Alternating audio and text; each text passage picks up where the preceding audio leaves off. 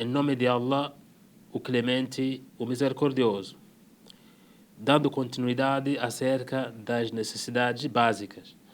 A gente falou até a terceira, que era a razão, uma das necessidades básicas que o Islã, o muçulmano, deve preservar. Então, a quarta vem a família, uma das necessidades básicas que o Islã preserva, o muçulmano deve preservar, vem a família. O Islã ensina a importância do ato sexual e da geração de filhos dentro do matrimônio. Isso pode ser confirmado por 5 aspectos. O primeiro aspecto, a importância que o Islã dá ao matrimônio. Disse Allah subhanahu wa ta'ala, disse Deus no Alcorão, desposai os celibatários, ou seja, aqueles homens ou mulheres que não tenham cônjuge. Esta passagem está no Alcorão, Surat Nur, o capítulo 24, versículo 32. O segundo aspecto, o Islã proíbe todas as relações fora do matrimônio, fechando todas as vias que levam a elas. Allah subhanahu wa ta'ala disse no Alcorão, apartai-vos de tudo que os leve à fornicação, pois isto é uma imoralidade e conduz ao mal. Então, aqui, falando sobre a preservação da família, ou seja, uma das necessidades básicas, preservar a família. Então, aqui o Islã proíbe o que? Todo tipo de relação fora do matrimônio, ou seja, uma relação íntima fora do casamento no Islã é considerado pecado. A fornicação, o adultério dentro do Islã é considerado pecado. E Allah subhanahu wa ta'ala coloca aqui o jeito de a gente ou do muçulmano não se aproximar. Neste versículo ele não fala de que não podemos fazer, não façam, mas disse não aproximar. O que é isso de aproximar? Aqueles meios que levam até chegar ao ato próprio sexual.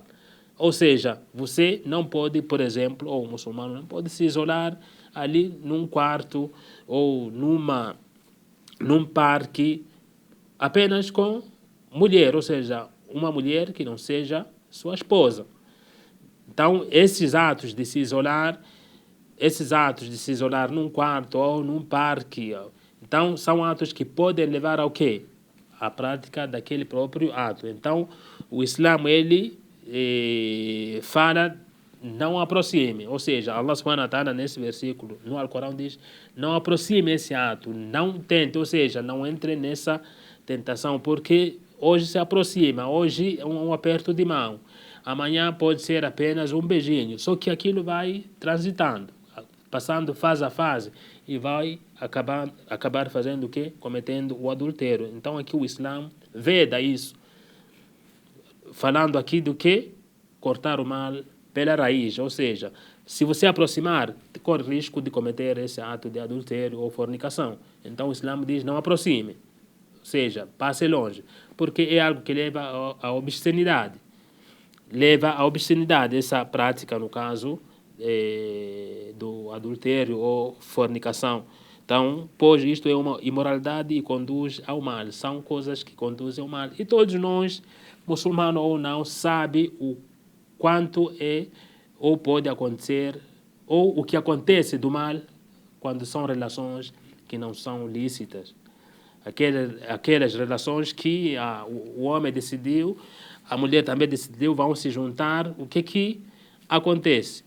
Às vezes é o momento que acontecem o que? Doenças, essas doenças que são sexualmente transmissíveis. Então é um dano para a sociedade isso. Também é quando acontecem, por exemplo, grávidas, ou seja, surgem ali aquelas grávidas indesejadas, aí é aborto, por exemplo, ou às vezes quando o homem sabe que não já engravidou, então não aceita mais aquela relação, aí aquela mulher acaba sustentando sozinha o filho, ou seja, superar aquela toda fase da gravidez sozinha, até ter o filho também sozinha, porque é abandonada só porque engravidou. Então, são várias situações que hoje a gente vê na sociedade. Ou seja, aquelas relações que apenas os dois decidem e vão. Ou seja, são casamentos, aliás, não são casamentos porque às vezes sem consentimento nem da mãe, nem do pai, então apenas se juntam e aí acontece isso. Ninguém quer se responsabilizar, ou seja, aconteceu algo como a gravidez, ninguém quer se responsabilizar. Aí é um filho que surge e o pai não existe, ou seja, o pai já sumiu e todo o peso sobra para aquela mulher. Às vezes aquela mulher não consegue também sustentar esse filho, acaba também abandonando. Então aí vimos muitos ou muitas crianças estão lá na rua, não tem pai, não tem mãe. Tem ou existe, mas foram abandonados porque aquela mãe não conseguiu sustentar. Às vezes, sabe-se que é grávida, nasce, o que acontece? Pega aquele recém-nascido, joga onde? No lixo. Tudo isso porque houve uma relação que ninguém quis ser responsável. Ou seja, é apenas uma brincadeira, ninguém quer realizar o casamento, ninguém quer casar, então foi uma união assim que aconteceu. E o resultado a gente vê nisso. Então o Islã corta isso, ou você assume, ou seja, casa legalmente, seguindo as normas da religião, e aí você já tem essa responsabilidade. Você sabe que aquela é sua esposa. Se surgir um filho, sabe que esse é meu filho, porque é algo legal. Então é assim que o Islã preserva quanto a esta necessidade básica que é a família. Também proíbe pôr em dúvida a paternidade ou intrometer-se na vida privada alheia. Ou seja, tudo isso também é uma forma de preservar o quê? A família. Ou seja, pôr em dúvida se que o fulano é pai ou não. Algo assim. Então o Islã proíbe ato como esse. É uma forma de preservar o quê? A paternidade, considerando isto uma falta grave e castigado este feito através de uma punição nesta vida. Além disso, haverá o castigo na próxima vida. Então, é considerado algo grave, pôr em dúvida a paternidade de alguém. O propósito, estamos como a gente está sabendo, a necessidade básica, a preservação da família. Está se preservar a família. Então, quando você põe em dúvida a paternidade de alguém, e se esse pai, por exemplo, sumir, ir embora, só porque você colocou em dúvida. Então, ali alguém pode sofrer, a sociedade pode sofrer porque alguém pode ser abandonado em razão desse tipo de palavras. E também, outro aspecto, ordena preservar a honra dos homens e mulheres. Quem morre defendendo a honra de sua família é considerado um mártir. Aqui é o dito do profeta, aliás, é um dos aspectos. Diz que quem morre defendendo a honra de sua família é considerado um mártir. Deve ser um dito do profeta Muhammad sallallahu alaihi wasallam. Ou seja, preservar, defender a sua própria família. Você é considerado um mártir. Ou seja, você viu que sua família está sendo agredir alguém, vai prejudicar a sua saúde, é permitido no Islã que você defenda.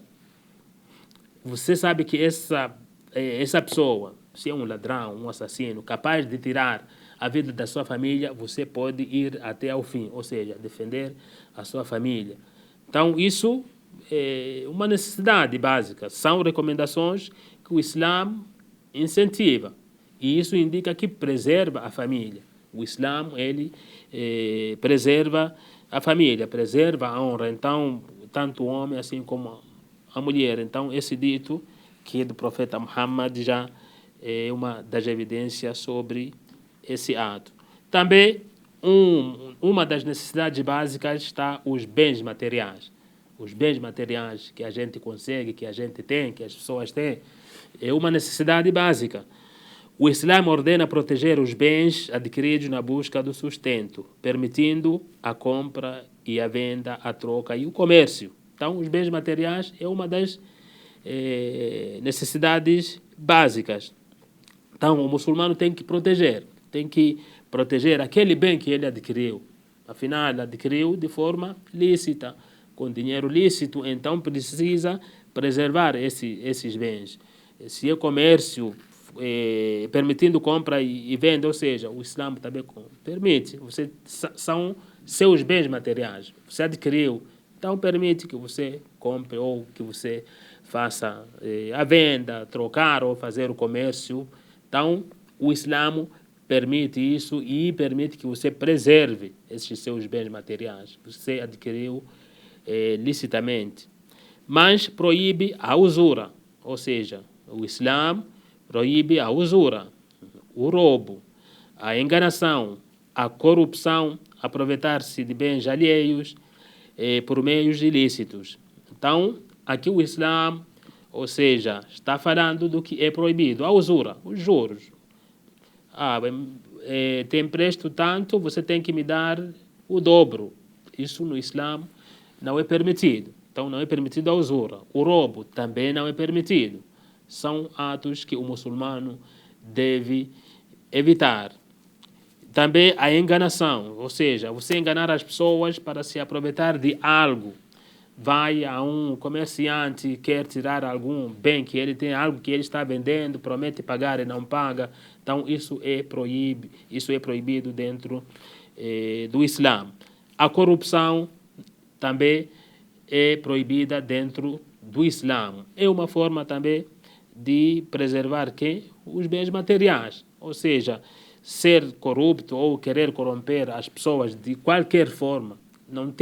Não existe algo, não é uma pequena coisa, é grande, não. Qualquer ato que seja de suborno ou corrupção é proibido dentro do Islã. Até o profeta Muhammad, que a paz e bênção esteja sobre ele, disse que não pertence a nós aquele que corrompe. Aquele que corrompe as pessoas, aquele que gosta de corrupção, ele disse que não pertence a nós, ou seja, não pertence à nossa nação, proibindo esse ato de corrupção. Também aproveitar-se dos bens alheios por meios ilícitos, de todo jeito que você vai fazer. Querer enganar as pessoas ou se aproveitar através de meios ilícitos, os bens alheios é considerado ilícito no Islã. Então, estes atos são condenados no Sagrado Alcorão. O que foi falado aqui, a maioria deles tem evidências no Alcorão.